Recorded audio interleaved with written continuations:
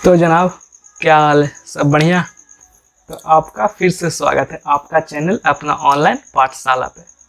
तो आज का हम लोग का बहस का मुद्दा है जो आर.एस. अग्रवाल में हम लोग का लास्ट में जो मल्टीपल चॉइस क्वेश्चन है ना, उसको पूरा सॉल्व कर लेंगे।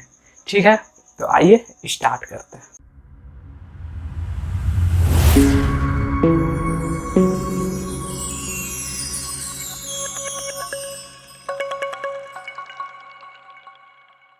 तो यही है हम लोग का आर.एस. अग्रवाल का मल्टीपल चॉइस क्वेश्चन, जो कि पेज नंबर 158 से स्टार्ट होता है। ठीक है, तो सबसे पहला क्वेश्चन क्या है? सबसे पहला है if 2x + 3y = 12 and 3x - 2y = 5 then. तो यहाँ पे हम लोग क्या करेंगे? तो यहाँ पे हमको करना है कि या तो हम लोग एलिमिनेशन ये सब लगा सकते हैं, एलिमिनेशन सब्स्टिट्यूशन, लेकिन सबसे अच्छा तरीका है कि जो वैल्यू दिया हुआ है ना उसको पुट करके सेटिस्फाई कर लो। सबसे अच्छा तरीका, जैसे x = 2 एंड y = 3 पुट करके सेटिस्फाई करते हैं।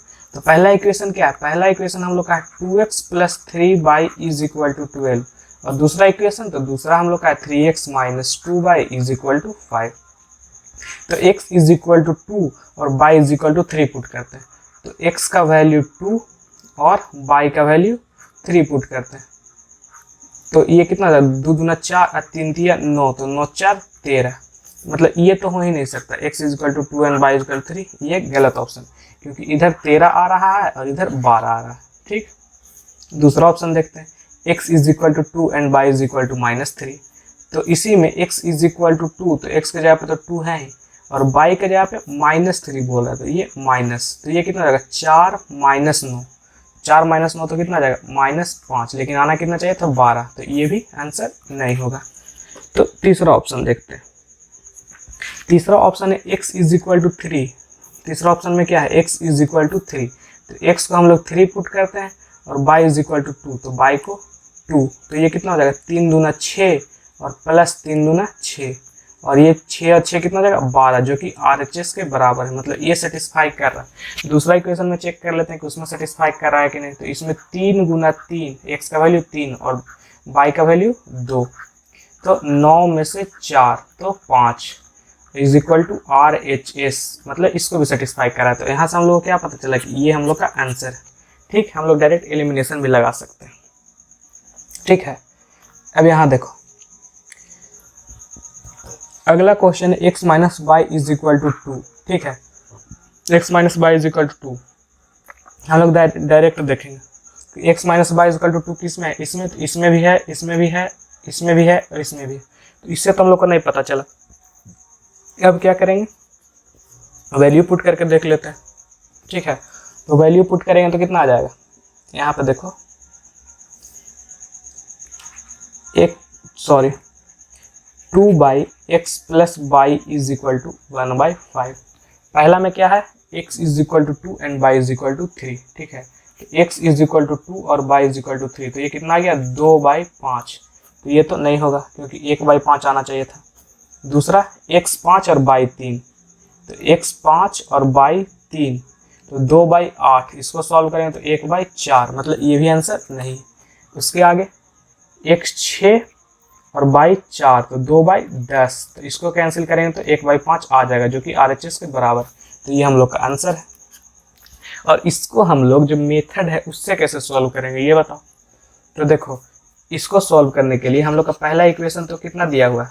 तो पहला इक्वेशन है x + y = पहला है x - y = 2, और दूसरा हम लोग के पास है 2/x + y = 1/5। इसको क्रॉस मल्टीप्लाई कर दो तो ये कितना आ जाएगा? x + y = 10। ठीक, तो वैसे भी चेक कर सकते थे। अब देखो, हम लोग के पास दो इक्वेशन बन गए। अब x - y = 2 and x + y = 10। अब यहाँ पे एलिमिनेशन लगाओ, सब्स्टिट्यूशन लगाओ, क्रॉस मल्टीप्लिकेशन लगाओ यहाँ, या ऑप्शन देखो। तो ऑप्शन देखेंगे, x - y = 2 सब में, 4 में से 2 2, 5 में से 3 2, 6 में से 4 2, 7 में से 5 2, और यहाँ x + y = 10। तो यहाँ देखो, 4 + 2 6, तो ये तो नहीं होगा। 5 + 3 8, ये भी नहीं होगा। 6 + 4 10, तो ये होगा। और ये 7 + 5, तो ये भी आंसर नहीं होगा। ठीक है, यहाँ तक कोई दिक्कत नहीं। अब अगला देखते हैं, तीसरा नंबर क्वेश्चन। ठीक, इसमें क्या है 2x/3 minus y/2 plus 1/6 is equal to 0 है ना। तो ये कैसे होगा, इसको भी हम लोग ऑप्शन से चेक कर लेते हैं या सॉल्व करें तो सॉल्व कर लेते हैं। तो पहला इक्वेशन क्या है 2x माइनस वाई, यहाँ 3 यहाँ 2 प्लस 1/6 इज इक्वल टू 0, और दूसरा क्या है x/2 plus 2y/3 is equal to 3। ठीक, एलसीएम लेंगे तो कितना आ जाएगा, एलसीएम 6 आएगा, तो 3 दूना 6, तो ये 4x माइनस 2 तिया 6, तो यहाँ 3y और इज इक्वल टू माइनस 1/6, तो ये 6 और 6 कैंसिल हो जाएगा। तो हम लोग का पहला इक्वेशन आया 4x minus 3y is equal to -1। उसी तरह से यहाँ करेंगे तो यहाँ हम लोग का क्या आ जाएगा, नीचे 6 आएगा एलसीएम, यहाँ 3x plus 4y is equal to 3, इसको क्रॉस मल्टीप्लाई कर देंगे तो 6 3 जा 18 आ जाएगा। तो दूसरा इक्वेशन क्या आ गया, तो दूसरा आ गया 3x plus 4y is equal to 18। अब इसको सॉल्व करना है, सॉल्व कैसे होगा, एलिमिनेशन लगाना पड़ेगा, उससे अच्छा हम लोग डायरेक्ट वैल्यू पुट करके चेक कर लेते हैं। मल्टीपल चॉइस क्वेश्चन है तो कुछ तो फायदा होगा ना। तो पहले x is equal to 2 put करते हैं इसमें, ठीक है, यहाँ से इसको हटाते हैं, x is equal to 2 put करते हैं। तो हम लोग का इक्वेशन क्या है 2x है ना, 2x by 3 minus y/2 plus 1/6 is equal to 0, और दूसरा x/2 plus 2y/3 is equal to 3। x is equal to 2 and y is equal to 3 पहला ऑप्शन है। तो x इज इक्वल टू 2, तो 2 इंटू 2/3 और y इज इक्वल टू 3, तो ये 3/2 plus 1/6, तो ये कितना हो जाएगा 4/3 माइनस 3/2।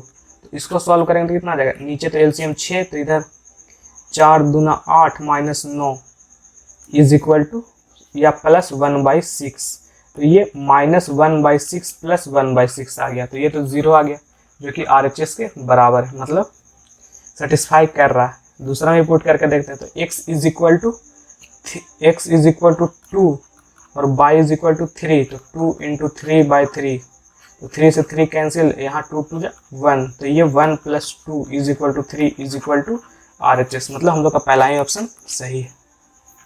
ठीक है, कोई दिक्कत। अब क्वेश्चन नंबर 4, क्वेश्चन नंबर 4 हम लोग का क्या है तो देखते हैं।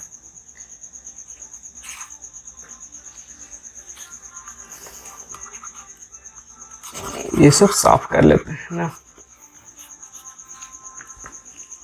इसमें है 1/x plus 2/y is equal to 4, इसमें वैल्यू पुट करके चेक कर लो। ठीक है, इसमें x के जगह पे 2 पुट करते हैं और y के जगह पे 3 पुट करते हैं। तो इक्वेशन क्या है 1/x plus 2/y is equal to 4, और दूसरा 3/y minus 1/x is equal to 11। ठीक, यहाँ से 1/x, x का वैल्यू 2 और y का वैल्यू 3। ठीक, तो x का वैल्यू 2 और y का वैल्यू 3, तो ये कितना हो जाएगा 3 प्लस एलसीएम लेंगे तो 3 प्लस 2/6 इज इक्वल टू 4, तो ये 5/6, तो ये तो 4 के बराबर नहीं होगा, तो ये तो नहीं।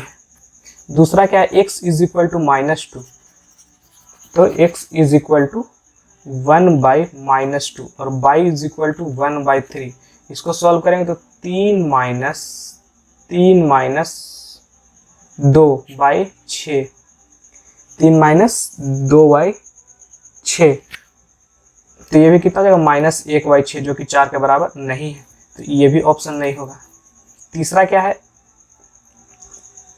तीसरा से अच्छा चौथा को देखो या तीसरा को ही देख लो, 1/-1/2, तो -1 तो नीचे और 2 चल जाएगा ऊपर, और प्लस 2/3, तो ये कितना हो जाएगा 3 दूना 6 माइनस 2/3 मतलब -4/3, तो ये भी सेटिस्फाई नहीं कर रहा। अब देखेंगे चौथा को, चौथा में देखो 1/x है तो 1/-1/2 है, तो ये -1 तो यहाँ ही रहेगा, ये चल जाएगा ऊपर 2। उसी तरह से यहाँ 2/y है तो यहाँ 1/3 है, तो 1/3 ऐसे लिखने के जगह पे 3 जाएगा ऊपर इज इक्वल टू 4, तो ये कितना हो जाएगा -2 प्लस 6, तो ये कितना हो जाएगा 4 +4 इज इक्वल टू +4 मतलब RHS के बराबर। तो ये सब तो सेटिस्फाई नहीं करा था, ये एक इक्वेशन में सेटिस्फाई किया, इसका मतलब दूसरा में सेटिस्फाई कर जाएगा। ठीक है, उसके बाद क्वेश्चन नंबर 5 देखो। क्वेश्चन नंबर 5 में क्या है, थोड़ा बड़ा बड़ा इक्वेशन दे दिया है डराने के लिए, तो उससे कोई दिक्कत है नहीं है। तो क्वेश्चन नंबर 5 इसमें देखो, वैल्यू पुट करके इसमें भी देख लेंगे। और अगर आपको लॉन्ग में सॉल्व करना है तो पहले ये दोनों को इक्वेट कीजिएगा और ये दोनों को इक्वेट कीजिएगा, उससे दो इक्वेशन आएगा, उसको फिर सॉल्व कीजिएगा।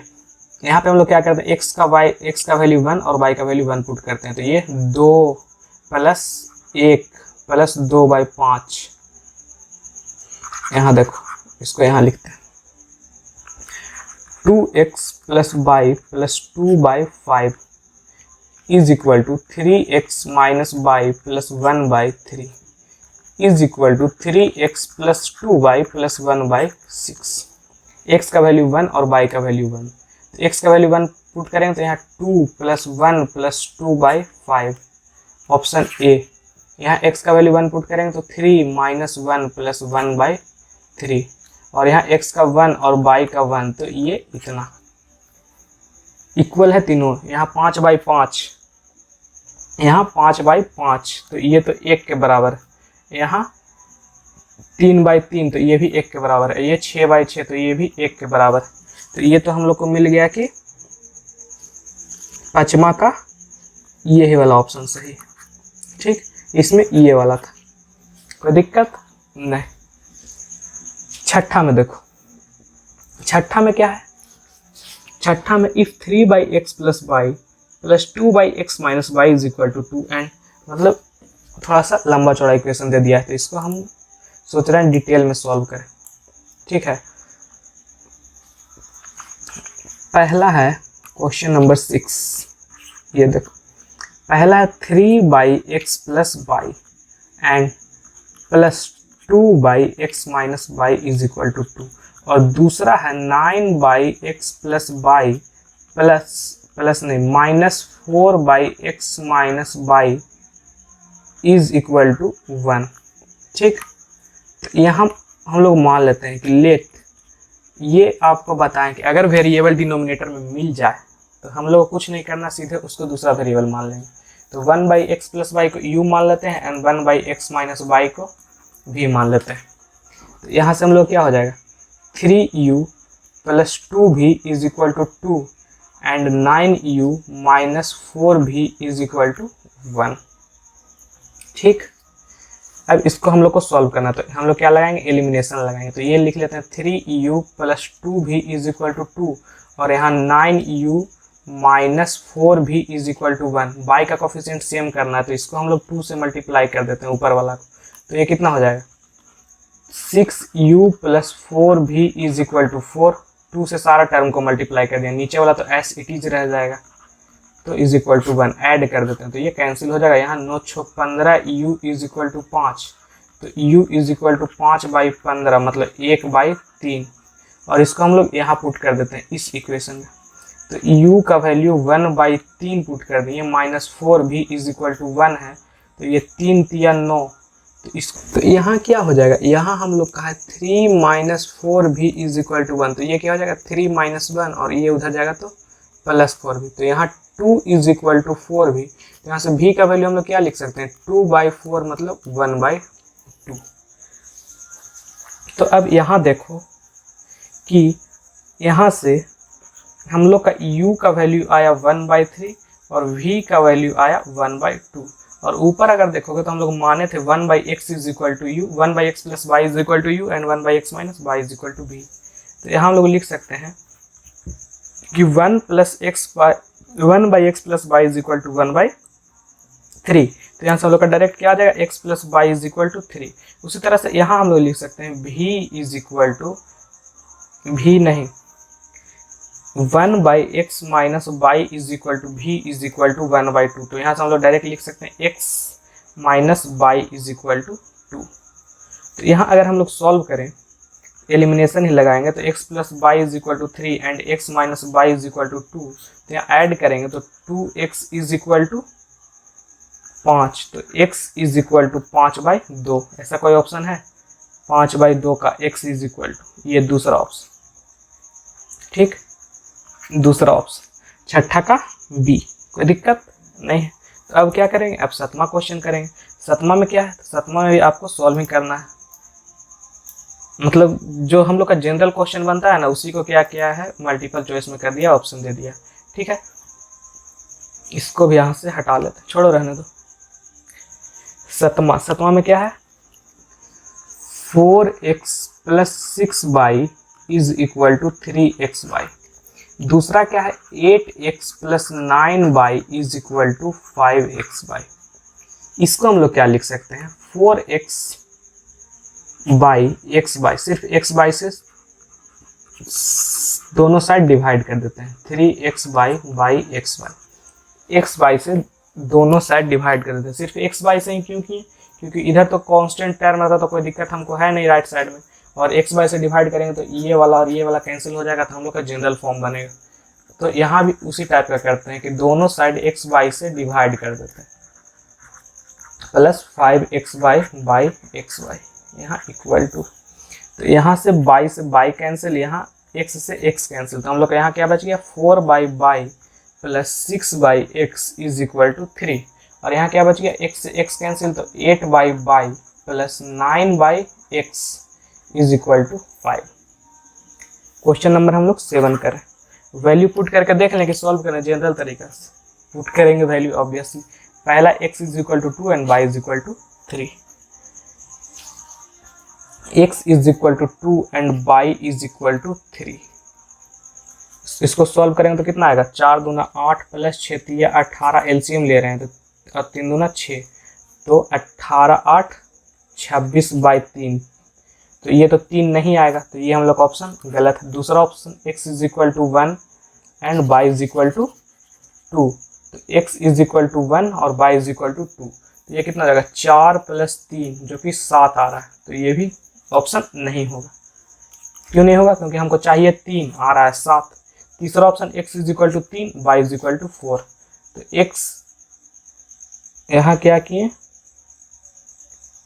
अच्छा ऐसा है, x is equal to 1 and y is equal to 2 था, तो ये 2 होगा और ये 1 होगा, तो ये 2 + 6, तो ये 8 आ रहा है, तो हम लोग को चाहिए था 3, तो ये नहीं होगा, तो ये थोड़ा सा गलती होगी।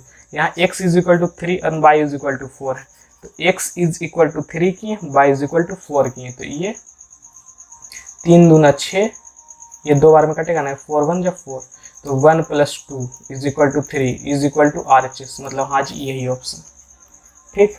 दूसरा इक्वेशन में भी चेक कर लेंगे, तो y is equal to 4 and x is equal to 3, तो ये 2 + 3 इज इक्वल टू 5 आ रहा है। इतना हम लोग करके भी वैल्यू पुट कर सकते हैं, या हम लोग डायरेक्ट वैल्यू पुट करके भी चेक कर सकते थे कि यहाँ x is equal to 2 and y is equal to 3 put करते हैं, यहाँ x is equal to 2 and y is equal to 3 put करते हैं, उसमें कोई दिक्कत नहीं।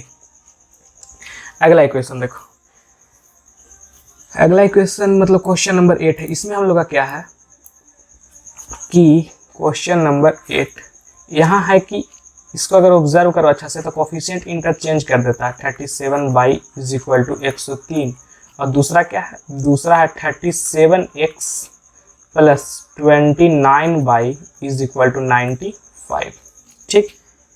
तो यहाँ हम लोग का क्या करता है, ये एक टाइप का क्वेश्चन, इसमें जनरली क्या करता है कि कोफिशिएंट को इंटरचेंज कर देता है। कहने का मतलब ये है कि यहाँ पे जो x वाला कोफिशिएंट है ऊपर में, यहाँ नीचे में देखो y के साथ मिलेगा, यहाँ x वाला y के साथ मिलेगा, ठीक, कोई दिक्कत नहीं।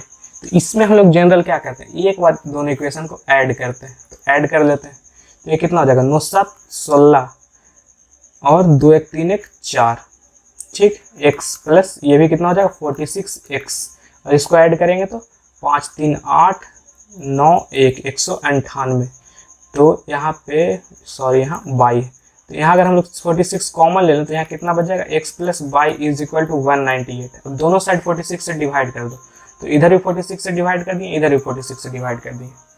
करना क्या चाह रहे हैं कि इसको हम क्या करना चाह रहे हैं कि इधर है ना 46 कॉमन वाला, तो इसको हम इधर से हटा के, इधर मल्टीप्लाई में था तो इधर ले जाकर डिवाइड कर दें, तो यहाँ से हम लोग का x प्लस वाई का वैल्यू आएगा, तो यहाँ 3 आ गया, तो यहाँ से हम लोग का क्या आ गया, x plus Y is equal to 3। इसको यहाँ लिख लेते हैं, x plus Y is equal to 3।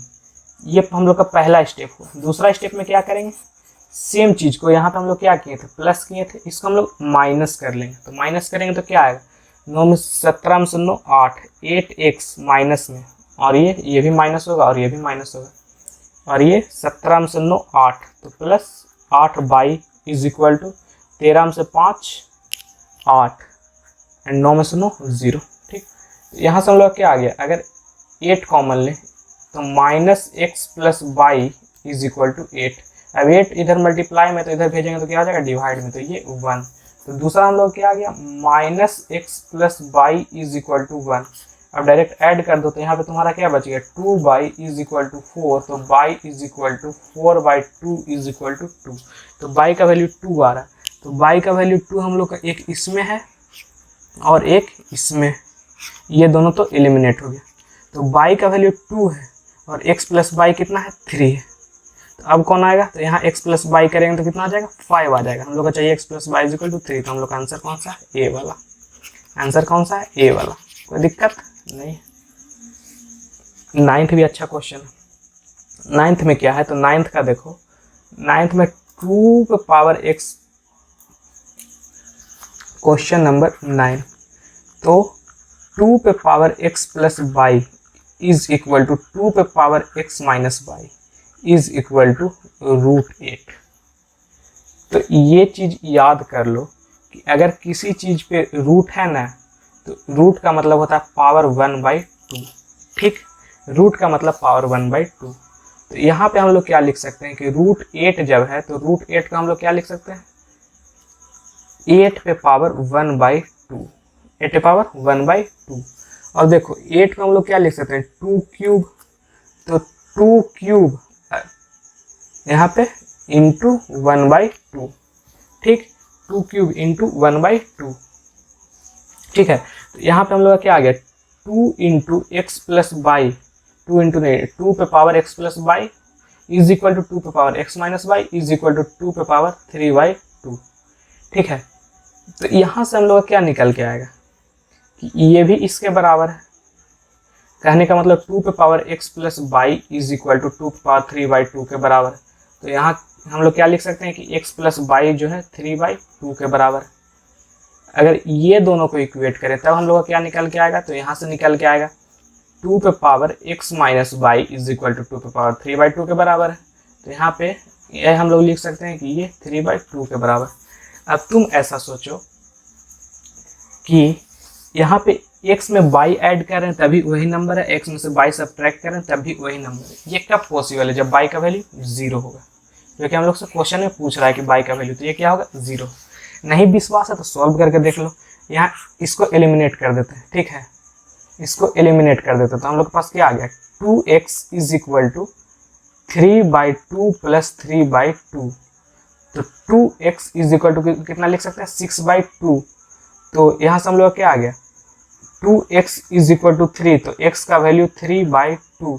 अब इसमें तुम हमको बताओ कि हम लोग का पहला इक्वेशन था x plus Y is equal to 3/2, और इसमें x खुद 3/2 है, x खुद 3/2 है, तो y का वैल्यू कितना होगा, तो y का वैल्यू 0 होगा।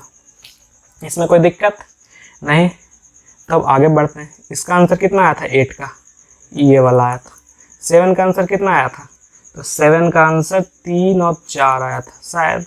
इसमें 5/2 वाला ऑप्शन आया था ना, हाँ ठीक है। और ये फिफ्थ में हम लोग का 1 और 1 आया था। ठीक, अब हम लोग आगे बढ़ते हैं क्वेश्चन नंबर 10 की तरफ। तो क्वेश्चन नंबर 10 हम लोग का यहाँ मिल रहा है। इसमें क्या है, इसमें भी वही है। इसमें हम लोग क्या करेंगे, देखो 2/x plus 3/y is equal to 6। दूसरा 1/x plus 1/2y is equal to 2। Value put करके देखें, सॉल्व करें, सॉल्व कर लेते हैं।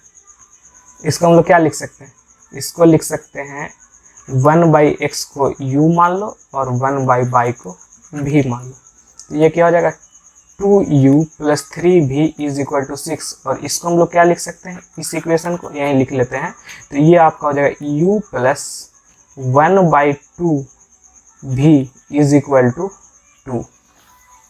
ठीक, u को हम लोग एलिमिनेट करते हैं। ठीक, तो इसको हम लोग 2 से मल्टीप्लाई करेंगे, तो 2 से मल्टीप्लाई करेंगे तो कितना आ जाएगा, ऊपर वाला तो ऐसे इट रह जाएगा 2u plus 3v is equal to 6, और नीचे वाला क्या हो जाएगा, 2 से मल्टीप्लाई करेंगे तो ये तो हो जाएगा 2u, और ये हो जाएगा v, कहा कि 1/2 इंटू 2 करेंगे तो 2 कैंसिल, तो 1 भी बचेगा, तो 1 भी को हम लोग भी लिख सकते हैं, और ये 4। अब माइनस करेंगे, तो माइनस करेंगे तो ये कैंसिल हो जाएगा, यहाँ हम लोग का बच जाएगा 2v इज इक्वल टू 6 में से 4 2, तो v का वैल्यू 1, तो v का वैल्यू 1 है, तो यहाँ से y का वैल्यू कितना होगा, 1 होगा। v का वैल्यू 1 है तो y का वैल्यू कितना होगा, 1 होगा। तो ये देखो y का वैल्यू इसमें भी 1 है और इसमें भी 1 है। ठीक,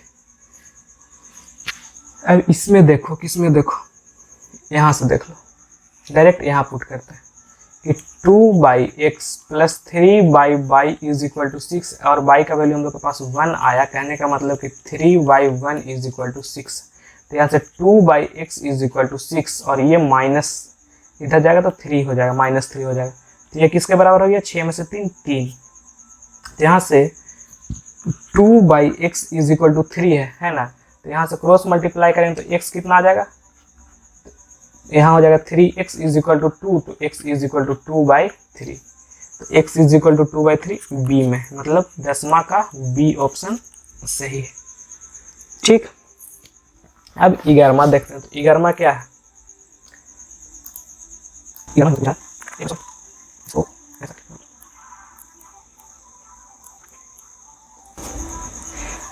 में देखो, 11 में हम लोग क्या था, सिस्टम जो ये है और ये इक्वेशन, इसका पूछ रहा है यूनिक सॉल्यूशन कब होगा। यूनिक सॉल्यूशन कब होता है, जब a1/a2 is equal to b1/b2 बोलते हैं, और a1 a2 क्या है, तो a1 है और a2 है वो x का कोफिशिएंट, और b1 और b2 है वो y का कोफिशिएंट। ठीक, तो इसके बाद हम लोग को उसका जो कोफिशिएंट उसको कंपेयर करना है, और क्या आना चाहिए वन सॉल्यूशन के लिए, a1/a2 is not equal to b1/b2। तो पहले तो नॉट इक्वल टू बोला, तो यहाँ से तो हम लोग को डायरेक्ट मिल गया कि ये होगा या ये होगा, इक्वल टू बोला तो होगा नहीं, क्योंकि नॉट इक्वल टू से कंपेयर करेंगे तो नॉट इक्वल टू आएगा। अब यहाँ देखो हम लोग के पास इक्वेशन क्या है, तो इक्वेशन है kx minus y is equal to 2 and 6x minus 2y is equal to 3, 6x minus 2y is equal to 3। कोई दिक्कत नहीं।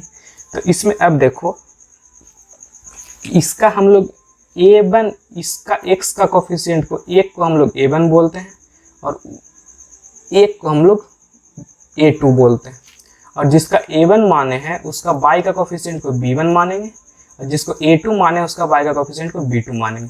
उसी तरह से जिसका a1 माने है उसका जो कांस्टेंट टर्म है उसको c1 मानेंगे, और जिसका a2 माने जिसका कांस्टेंट टर्म को c2 मानेंगे। इसको हम लोग इक्वल टू के इस तरफ ला के -2 भी लिख सकते हैं, और उधर है तो +2 में भी कोई दिक्कत नहीं है। लेकिन अगर हम लोग ऐसे लिखें ax plus B Y plus C is equal to 0, तो दूसरा ऐसे नहीं लिख सकते हैं ax plus B Y is equal to c2। दोनों अगर लेफ्ट मतलब इक्वल टू के लेफ्ट है तो लेफ्ट में ही लिखेंगे। कहने का मतलब कि अगर इधर ऊपर में ऐसे लिखें c2 इज इक्वल टू 0 तो नीचे भी हम लोग को ऐसे ही लिखना है, कोई दिक्कत नहीं। हम लोग कंपेयर करते हैं कोफिशिएंट। तो a1/a2 कितना होगा, यहाँ से हम लोग का a1/a2 अगर निकाले तो कितना हो जाएगा k/6, और अगर b1/b2 निकाले तो वो कितना हो जाएगा -1/-2। तो यहाँ से हम लोग का जो कंडीशन है वो कह रहा है कि आपका k/6 -1/-2 के बराबर नहीं होना चाहिए। तो ये माइनस माइनस तो कैंसिल, तो अगर क्रॉस मल्टीप्लाई कर दें तो यहाँ से आपका हो जाएगा 2k जो है वो 6 के बराबर नहीं होना चाहिए। तो इसको सॉल्व करेंगे तो k जो है 6/2 के बराबर नहीं होना चाहिए, तो k जो है वो 3 के बराबर नहीं होना चाहिए। तो यहाँ आपका सही ऑप्शन कौन सा है, आपका सही ऑप्शन है ये वाला k इज इक्वल टू -3। ठीक, कोई दिक्कत। अब यहाँ देखो बर्मा में, इसमें बोला यूनिक सॉल्यूशन, तो कब होगा? तो अगर बर्मा का देखें तो बर्मा में देखो कि A1/A2 कितना हो जाएगा, तो यहाँ से देखेंगे A1/A2 तो 1/3, और ये इक्वल नहीं होना चाहिए क्योंकि यहाँ यूनिक सॉल्यूशन है, तो इक्वल नहीं होना चाहिए किसके, B1/B2, तो B1 कितना है, ये आपका B1 है और ये B2 है, तो is not equal to -2/k, इसको क्रॉस मल्टीप्लाई कर देंगे तो k is not equal to -6, k is not equal to -6, ये वाला कोई दिक्कत नहीं। 13वां का नो सॉल्यूशन पूछ रहा है, तो नो सॉल्यूशन पता है कब होता है? नो सॉल्यूशन तब होता है जब A1/A2 is equal to B1/B2 is not equal to C1/C2 होता है। ये आपका हम शुरू में ही बताए थे, शुरू का जब स्टार्टिंग किए थे पहला या दूसरा वीडियो में, दूसरा में ही शायद, नहीं तो दूसरा तीसरा में तो हो गए, तो ये उसी में बताए थे। और अगर नहीं समझ में आ रहा है तो इसके बाद वाला जो वीडियो आएगा उसमें भी ये वाला डिटेल में मिलेगा आपका, क्या है कि उसमें हम लोग का जो है फाइनल लेक्चर होगा, फाइनल मतलब इस चैप्टर से जितना क्वेश्चन बन सकता है वो बनाएंगे, तो इसके बाद वाला वीडियो में आएगा, तो वो भी आप रेफर कर सकते हैं, ठीक है। तो यहाँ आप देखो हम लोग निकालेंगे A1/A2, तो यहाँ से देखो नो सॉल्यूशन है, तो A1 कितना हो जाएगा 1 और A2 5, तो ये 1/5 इज इक्वल टू B1/B2, तो B1 कितना है, तो B1 है 2 और B2 कितना है k, तो 2/k, और यहाँ से is not equal to C1/C2, तो ये is not equal to C कितना है 3 और ये कितना है 7, ठीक। तो यहाँ हम लोग को वैल्यू निकालना है इक्वल टू वाला, ठीक है। तो यहाँ से ये देखो कि क्रॉस मल्टीप्लाई कर देंगे ये दोनों में, तो k इज इक्वल टू 10 आ जाएगा, k इज इक्वल टू 10, और बशर्ते k का ऐसा वैल्यू आना चाहिए जो 3/7 के बराबर नहीं होना चाहिए, मतलब ऐसा वैल्यू k का लाओ जिसको सॉल्व करने पे ये 3/7 के बराबर ना होना चाहिए। तो दो k का वैल्यू अगर 10 पुट कर रहे हैं तो ये इसके बराबर नहीं आ रहा है, इसको सॉल्व करने में कितना आएगा 1/5 आ जाएगा, ठीक है। तो 1/5 आएगा, 3/7 नहीं आ रहा है, मतलब ये वैल्यू सही है और ये इसमें भी सेटिस्फाई कर रहा है, ठीक है। तो इसमें हम लोग का आंसर कितना आ गया 10 आ गया, k इज इक्वल टू 10, ठीक। क्वेश्चन नंबर 14, इसको थोड़ा सा नीचे भेजो।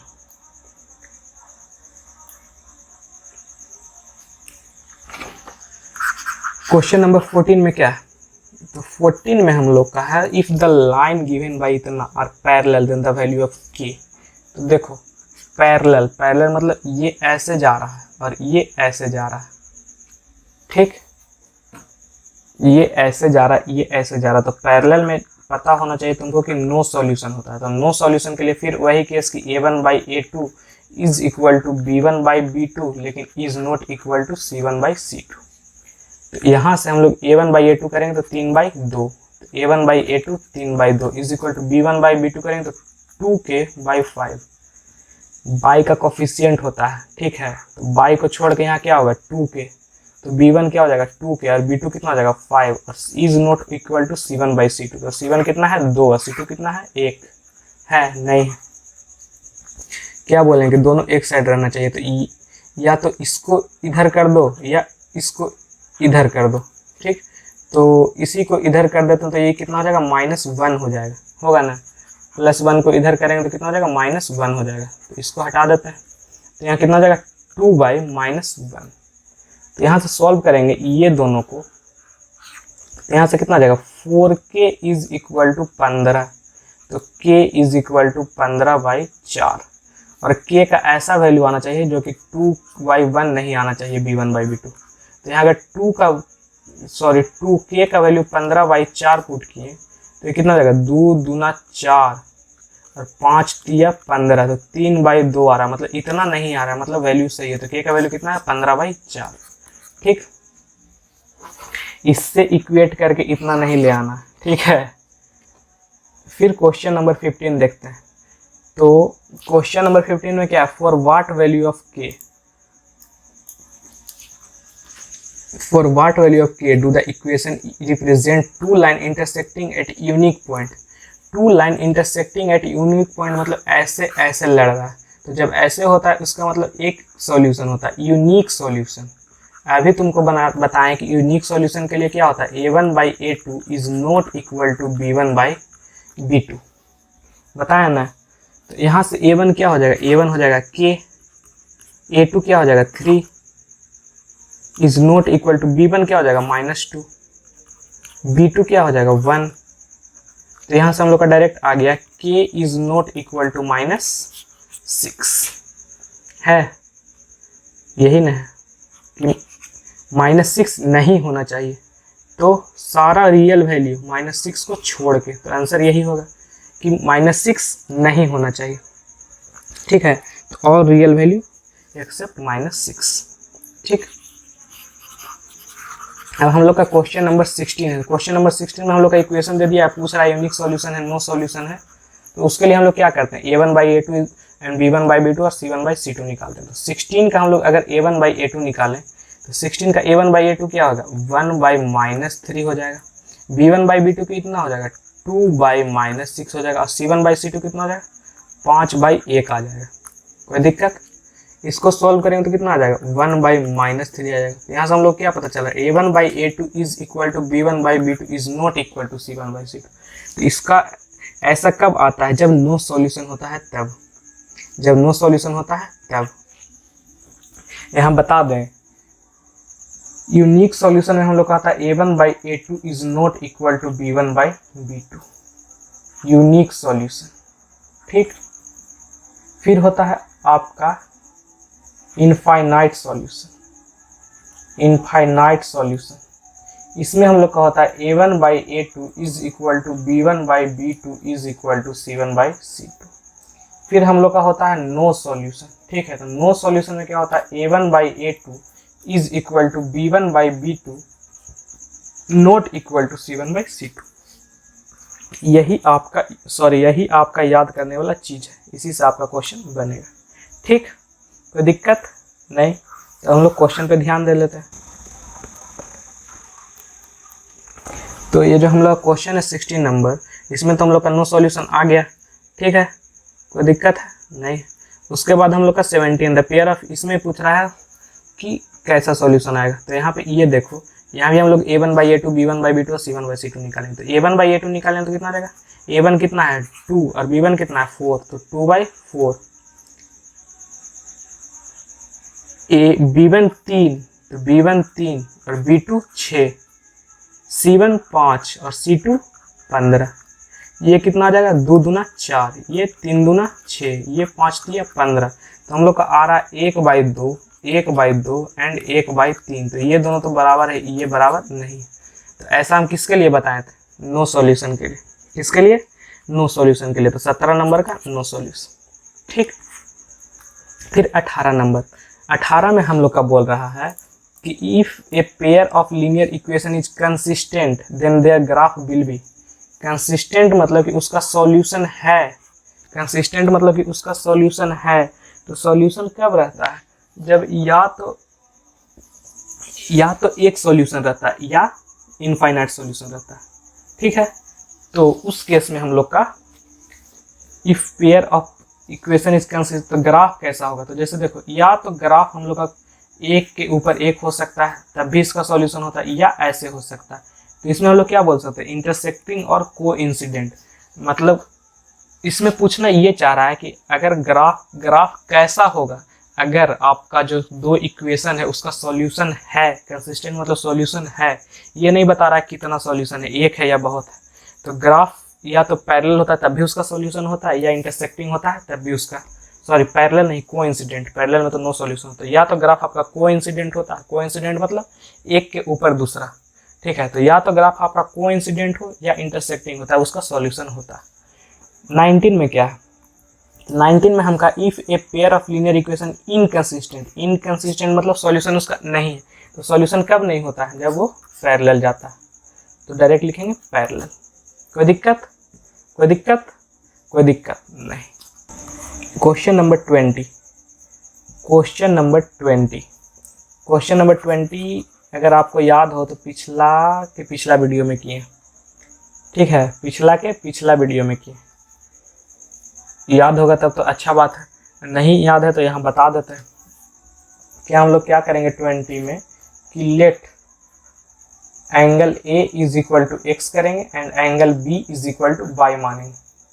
ठीक है, तो यहाँ से एंगल ए एक्स मान लिए, एंगल बी वाई मान लिए, और एंगल सी कितना हम लोग का हो जाएगा। तो एंगल सी अगर इधर से देखें, यहाँ छोड़ दो, अगर नहीं देख ही लो, एंगल सी अगर यहाँ से देखें तो 3 एंगल बी है, एंगल बी हम लोग कितना माने हैं बाई, तो एंगल सी कितना हो जाएगा 3 बाई, एंगल सी 3 बाई। और angle sum property of triangle देखेंगे तो तीनों एंगल का सम कितना होता है 180 होता है। तो यहाँ x plus y plus 3 y करेंगे तो कितना आ जाएगा 180 आ जाएगा।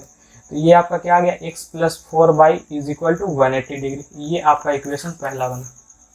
ठीक, दूसरा इक्वेशन बनाने के लिए, दूसरा इक्वेशन बनाने के लिए हम लोग इसको उठाते हैं कि यहाँ से एंगल सी, या उसको नहीं उठाते हैं, इसको उठाते हैं। ठीक, इसको उठाते हैं तो 3 एंगल बी मतलब 3 y is equal to 2 angle A plus angle B. तो एंगल ए कितना है x, एंगल बी कितना है y। अब बोलोगे इसको क्यों उठाएं, इसको क्यों नहीं उठाएं। तो इसको अगर उठाएंगे तो ये देखो कि एंगल सी कितना है, एंगल सी हमको पता नहीं ना पता है। एंगल बी कितना है, एंगल बी को हम लोग माने हैं y, तो angle C is equal to 3 y। तो इससे हमको कोई फायदा नहीं होने वाला। ठीक है, अगर इसको हम लोग उठाएंगे, इसको और इसको उठाएंगे तब क्या हो सकता है। तो एंगल सी लिखेंगे इधर 2 into angle A x angle B y, और एंगल सी कहाँ से लिखेंगे। तो एंगल सी के लिए फिर हम लोग लिखेंगे 3 इंटू बी मतलब 3 बाई। तो किसको लेना उचित है, ये दोनों को। ठीक है, तो उसी के लिए ये दोनों को लिए। तो यहाँ से हम लोग क्या आ जाएगा, यहाँ से आ गया हम लोग का 3 y is equal to 2x plus 2 y. अब सबको एक साइड कर लेंगे तो हम लोग का बच जाएगा 2x minus y is equal to 0। ये एक इक्वेशन और एक ये इक्वेशन। ठीक है, यहाँ से हम लोग का x और y का वैल्यू आएगा। ठीक है, x और y का वैल्यू आएगा तो y का वैल्यू हम लोग यहाँ पुट करेंगे तो हम लोग का एंगल c निकलेगा, एंगल b y का वैल्यू है। ठीक है, तो हम लोग से पूछ रहा है एंगल b का वैल्यू, तो वो अगर आप सॉल्व कीजिएगा एक ये इक्वेशन और एक ये इक्वेशन को, तो आपका एंगल b का वैल्यू 40 डिग्री आएगा। ठीक है, 21 नंबर वाला क्वेश्चन है, ये भी पिछला वीडियो में किए हैं। साइक्लिक क्वाड्रिलेटरल का कॉन्सेप्ट है। साइक्लिक क्वाड्रिलेटरल कैसे बनता है, एक सर्कल के अंदर जो क्वाड्रिलेटरल होता है उसको हम लोग साइक्लिक क्वाड्रिलेटरल बोलते हैं। उसका प्रॉपर्टी क्या होता है कि उसका जब हम लोग अपोजिट एंगल का सम करेंगे ना तो वो आता है 180 डिग्री। अपोजिट एंगल का सम कितना आता है 180 डिग्री।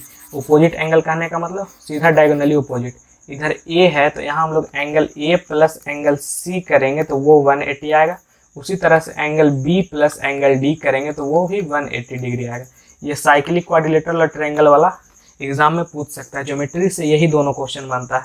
और हम जो प्लेलिस्ट चेक कीजिएगा इस चैप्टर का लीनियर इक्वेशन 2 वेरिएबल का, उसमें आपको मिलेगा ये word problem based on geometry. उसमें 4 क्वेश्चन किए हैं, 2 ट्रायंगल का 2 साइक्लिक का। उसमें कॉन्सेप्ट समझ में आ जाएगा। यहाँ तो रिवीजन कर रहे हैं। तो यहाँ से angle A plus angle C, तो एंगल ए कितना x प्लस बाई प्लस 10, तो x प्लस बाई प्लस 10, और एंगल सी कितना है, तो एंगल सी हम लोग का x plus y minus 30, x plus y minus 30 is equal to 180।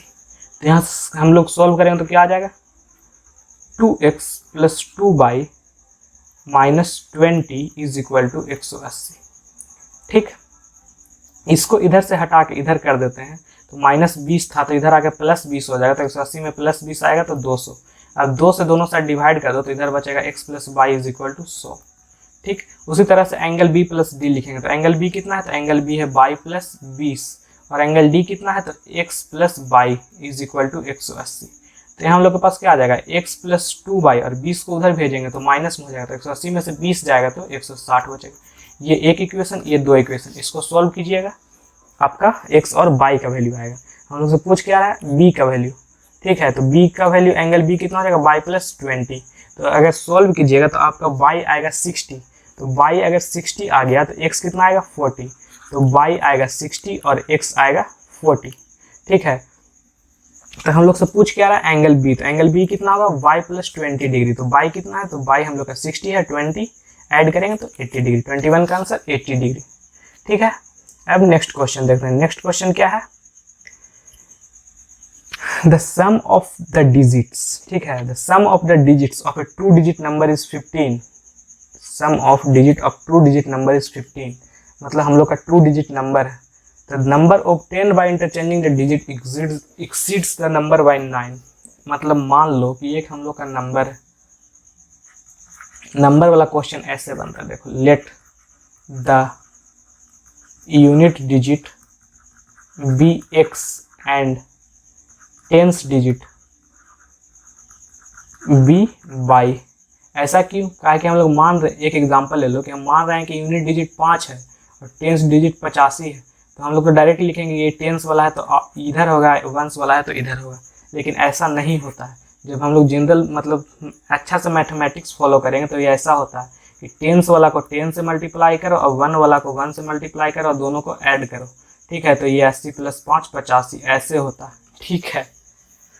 तो यहाँ भी उसी तरह से हुआ कि हम लोग माने हैं कि 1 यूनिट डिजिट वाला या 1s प्लेस वाला x है और 10s प्लेस वाला y है, तो नंबर हम लोग कितना हो जाएगा, तो नंबर हो जाएगा 10 × x + y, ठीक है, ठीक है। अब अकॉर्डिंग टू क्वेश्चन हम लोग क्वेश्चन में दिया हुआ है कि अगर दोनों का डिजिट को हम लोग ऐड करते हैं, मतलब यहाँ 8 और 5 है तो 8 और 5 को ऐड करते हैं, तो यहाँ क्या है, यहाँ x + y है, तो x + y को अगर ऐड करेंगे तो 15 आएगा। और दूसरा दिया हुआ है कि the number obtain by interchanging the digit, तो इंटरचेंज करेंगे तो y के जगह पे x आएगा और x के जगह पे y आएगा, ठीक है। यहाँ पे यूनिट डिजिट हम लोग x को माने हैं, तो ये क्या हो जाएगा, यूनिट पे x होगा, टेंस पे y होगा, और ये बोला कि आप इसको इंटरचेंज कीजिएगा, तो इंटरचेंज करने पे हम लोग का क्या हो जाएगा, जो x यूनिट वाला है, मतलब पहले अगर मान लो ऐसा नहीं है, ऐसे लिख रहे हैं x और y, ऐसा तो लिख नहीं सकते हैं लेकिन लिख रहे हैं x और y, तो इंटरचेंज करेंगे तो कितना हो जाएगा, इधर x और इधर y हो जाएगा, तो इसको अगर ऐसे लिखेंगे तो 10x + y, ठीक है। और ये बोल रहा है कि ये बड़ा हो गया, जो एक्चुअल नंबर है, तो एक्चुअल नंबर हम लोग कितना था 10y + x, कितना बड़ा हो गया, तो 15, तो ये बड़ा है और इसमें से छोटा वाला घटा रहा है, तो जितना बड़ा है वो वैल्यू निकलेगा ना। जैसे बोल रहे हैं कि 9 जो है वो 5 से 4 ज़्यादा है, 9 जो है वो 5 से 4 ज़्यादा है, तो 9 में से अगर 5 घटाएंगे तो जो ज़्यादा है वो निकलेगा ना। उसी तरह से जो ज़्यादा है उसमें से ये घटाएं तो ये निकला, तो यहाँ से हम लोग सॉल्व करेंगे तो कितना आ जाएगा, 10x + y - 10y + x = 15, तो 10x + x 11x और 10y - y 9y = 15। एक इक्वेशन ये है, एक इक्वेशन ये है, दोनों को सॉल्व कीजिएगा तो आपका x और y का वैल्यू आएगा, तो इसमें डालेंगे तो हम लोग का नंबर आ जाएगा, ठीक है। तो वो नंबर कौन सा आएगा, तो इसको आप अगर सॉल्व कीजिएगा तो आपका आएगा y जो है वो 7 आएगा और x जो है वो 8 आएगा, कितना, y जो है 7 आएगा और x जो है 8 आएगा, 88 - 63 15, हाँ, तो आपका आंसर कौन सा होगा, 78 होगा, ठीक है, ठीक है। 23 वाला बताने का ज़रूरत है कि कर लीजिएगा, 23 वाला बताने का ज़रूरत है कि कर लीजिएगा, 23 वाला तो आसान है। देखिए 23 में क्या है कि इन ए गिवन फ्रैक्शन, हम लोग से क्वेश्चन क्या पूछ रहा है, फ्रैक्शन क्या है, और 1 is subtracted from numerator and 2 is added to denominator. कहने का मतलब कि हम लोग एक फ्रैक्शन है, ठीक है, उसका हम लोग मान लेते हैं कि न्यूमरेटर x है, डिनोमिनेटर y है। तो केस 1 में कह रहा है कि न्यूमरेटर से 1 घटा दिए, 1 इज सब्ट्रैक्टेड फ्रॉम न्यूमरेटर मतलब x - 1 और 2 इज एडेड टू डिनोमिनेटर मतलब y + 2, देन इट बिकेम 1/2, ठीक है। तो इसको हम लोग सॉल्व करेंगे तो क्या आएगा, क्रॉस मल्टीप्लाई 2x - 2 = y + 2, तो यहाँ से 2x - y = 4 आएगा, इक्वेशन पहला, ठीक। केस 2 में क्या बोल रहा है, if 7 is subtracted from numerator मतलब न्यूमरेटर में से 7 घटा दिए, and 2 is subtracted from denominator मतलब डिनोमिनेटर में से 2 घटा दिए, तो आपका जो फ्रैक्शन बन रहा है वो 1/3 बन रहा है, तो ये 1/3 बन गया। इसको सॉल्व करेंगे तो कितना आएगा, 3x - 21 = y - 2, तो ये कितना हो जाएगा, 3x - y - 2 + 21 19, ये आपका दूसरा इक्वेशन आ गया। ये पहला इक्वेशन, ये दूसरा इक्वेशन, ठीक है, ठीक है। इसको आप सॉल्व कीजिएगा तो आपका आंसर आएगा x का वैल्यू 15 और y का वैल्यू 26, x का वैल्यू 15 और y का वैल्यू 26, ठीक है। तो हम लोग का आंसर कौन सा आ जाएगा, ये वाला। ठीक, सॉल्व करना तो आता है ना, कोई भी करना ही पड़ेगा, सॉल्व करना तो अबे करता है। हाँ, तब उतना नहीं सोचना कि अब सॉल्व भी नहीं किए, इतना तो तुम लोग समझदार है ही हो। क्वेश्चन नंबर 24 देखो, 5 year hence the age of man shall be, मतलब 5 साल बाद उसका जो एक आदमी का जो उम्र है वो उसके बेटे से 3 दुगना हो जाएगा, 3 गुना हो जाएगा। वाइल 5 ईयर ईयरली, मतलब 5 साल पहले उसका एज था जो 7 साल था। तो प्रेजेंट एज ऑफ मैन पूछ रहा है, तो मैन का हम लोग x मान लेते हैं और सन का हम लोग y मान लेते हैं। ठीक है, तो पहला है 5 साल बाद वाला केस, तो दोनों में पहले 5 साल ऐड कर लेते हैं, तो x + 5 और y + 5। बोल रहा है 5 साल बाद जो आदमी का एज है उसका सन से 3 गुना होगा, मतलब इसको 3 से मल्टीप्लाई करके इसको इक्वेट कर देंगे, तो यहाँ से हम लोग का क्या आ गया, x + 5 = 3y + 15। तो इसको एक तरफ कर लेंगे तो क्या आ जाएगा, x - 3y = 10। ये इक्वेशन पहला केस 1 से आया। केस 2 में क्या बोल रहा है, केस 2 में बोल रहा है 5 साल पहले, 5 साल पहले मतलब इसमें से x - 5 और y - 5, यहाँ तो इक्वल टू अभी लिख नहीं सकते। द एज ऑफ मैन बस 7 टाइम, मतलब जब उसका बेटा का 7 गुना करेंगे तो वो इसका एज बनता था। ठीक है, तो यहाँ से सॉल्व करेंगे तो क्या आ जाएगा, तो यहाँ से सॉल्व करेंगे तो x - 5 = 7y - 35, 7y - 35। तो यहाँ से क्या आ जाएगा, x - 7y = 30। ये आपका दूसरा इक्वेशन। इसको आप सॉल्व कीजिएगा तो आपका x का वैल्यू कितना आएगा, आपका x का वैल्यू आएगा, आपका x का वैल्यू आएगा 40। ठीक है, और वही हमसे पूछ रहा है, तो आंसर कितना आ जाएगा, 40। ठीक, अब आगे क्वेश्चन नंबर 25। क्वेश्चन नंबर 25 में क्या है, ये आपका 2 इक्वेशन पूछ रहा है और आपका ग्राफ पूछ रहा है। ठीक है, ठीक है, तो इसमें क्या होगा, a1/a2, b1/b2 और c1/c2 निकालते हैं। a1/a2 कितना हो जाएगा, 6/3, इसको हम लोग 1/2/1 भी लिख सकते हैं या 2 भी लिख सकते हैं। b1 कितना होता है, -2/-1, इसको हम लोग 2 लिख सकते हैं। c1/c2 कितना हो जाएगा, 9/12, तो इसको हम लोग 3/4 लिख सकते हैं। तो यहाँ से a1/a2 = b1/b2 आया, लेकिन नॉट इक्वल टू c1/c2 आया। तो ये किसका होता है, नो सॉल्यूशन का। नो सॉल्यूशन कब होता है, जब लाइन पैरेलल होता है, क्योंकि जब भी वो मिल जाएगा, तो उसका सॉल्यूशन हो जाएगा। मिल गया, सॉल्यूशन हो गया। एक लाइन है, इसके ऊपर दूसरा लाइन चला गया, तो ये तो हमेशा मिलले है, तो इसका भी सॉल्यूशन हो गया। जिसका सॉल्यूशन होता है उसको कंसिस्टेंट बोलते हैं, जिसका सॉल्यूशन नहीं होता है उसको इनकंसिस्टेंट बोलते हैं। ठीक, तो यहाँ पे नॉट इक्वल, तो अभी बताए हैं कि नॉट इक्वल ये को मिल जाए, इसका मतलब उसका नो सॉल्यूशन। नो सॉल्यूशन कब होगा, जब पैरेलल होगा। पैरेलल लाइन कभी मीट नहीं करता है। ठीक, उसी तरह से यहाँ देखते हैं a1/a2 कितना हो जाएगा, 2/1, b1/b2 कितना हो जाएगा, 3/-2, c1/c2 कितना हो जाएगा, -2/-8, तो ये तो हो गया 1/4। तो यहाँ a1/a2 is not equal to b1/b2 है, तो a1/a2 is not equal to b1/b2, तो आपको बताएं कि ऐसा केस में ऐसा होता है। ठीक है, तो इसका मतलब इंटरसेक्टिंग एग्जैक्टली एट 1 पॉइंट। ठीक, question number 27 and the last question. इसमें देखो a1/a2 कितना हो जाएगा, 5/3, b1/b2 कितना हो जाएगा, -15/-9, तो माइनस माइनस कैंसिल, अगर 3 से काटेंगे तो 5/3 आएगा। c1/c2 कितना हो जाएगा, 8/24/5। ठीक है, तो यहाँ एक चीज़ और बता देते हैं कि अगर a/b/c है, ठीक है, तो इसको हम लोग क्या लिख सकते हैं, इसको हम लोग क्या करेंगे, मल्टीप्लाई करेंगे। बड़ा वाला डिवाइड ये है, तो बड़ा वाला डिवाइड के जगह पे हम लोग मल्टीप्लाई लिखेंगे, और नीचे वाला को हम लोग उल्टा करके रेसिप्रोकल करके इसमें मल्टीप्लाई कर देंगे। यहाँ b/c है तो c/b मल्टीप्लाई किए, कोई दिक्कत नहीं।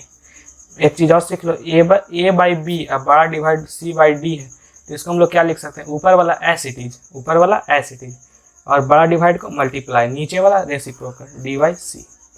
ठीक, यहाँ भी वही काम किए। यहाँ a है b/c, तो a ऊपर वाला एज इट इज, बड़ा डिवाइड को मल्टीप्लाई, नीचे वाला रेसिप्रोकल।